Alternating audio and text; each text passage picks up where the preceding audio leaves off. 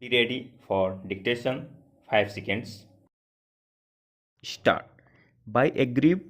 by the said judgment and decree, the defendants preferred civil appeal number 237 of 1981 before the district court at Margao, and the same was disposed of by the judgment dated 16/12/1985 by recording regions. The first appellate court held that the evidence on record shows that neither the original plaintiff nor the original defendants were able to produce any documentary evidence to support their title to the suit schedule property besides the claim made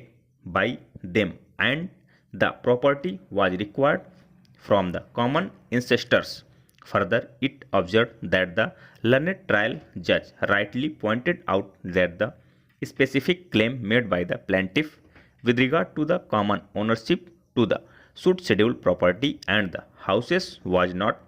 specifically denied by the defendants, being at the fact that only defendant number 1, namely Govind Porobo Sastri, took a definite stand in this respect.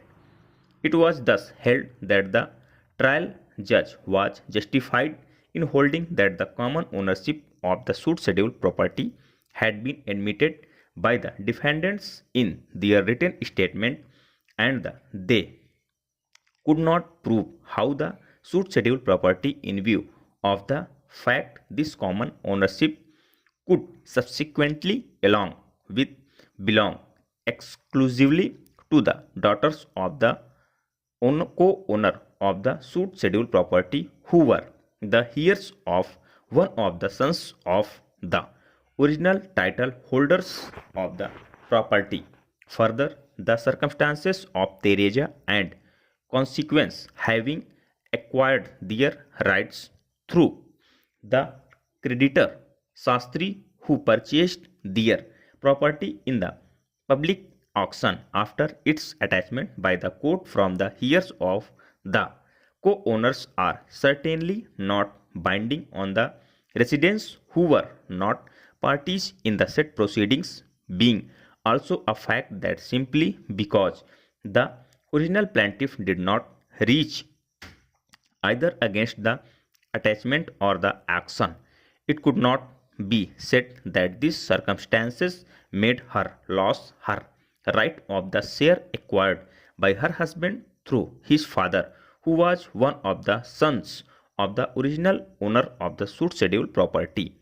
Besides, the evidence on record shows that the original plaintiff and her family were residing in the house situated in the suit schedule property even at the time of the filing of the suit, and subsequently they shifted their residence after their ancestral house collapsed, having built another house in a different property which had been acquired by the plaintiff.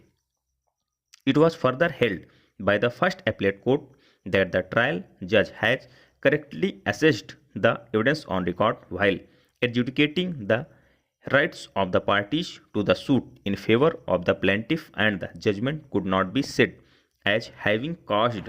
any grievance to the defendants respondents and must be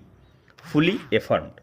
Being aggrieved by the said judgment, second appeal number 30 of the 1986 was filed by the defendants before the learned single judge of the High Court by arguing certain substantial questions of law as required under section 100 of the CPC 1908 within bracket for short the Code of Civil Procedure.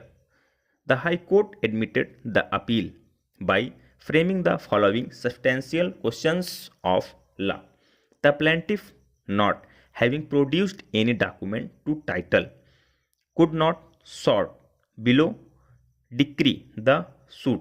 The decision is contrary to the pleadings. The courts below committed breach of procedure in holding that there was admission of original plaintiff in the pleading when there is no such admission. Full stop. Over.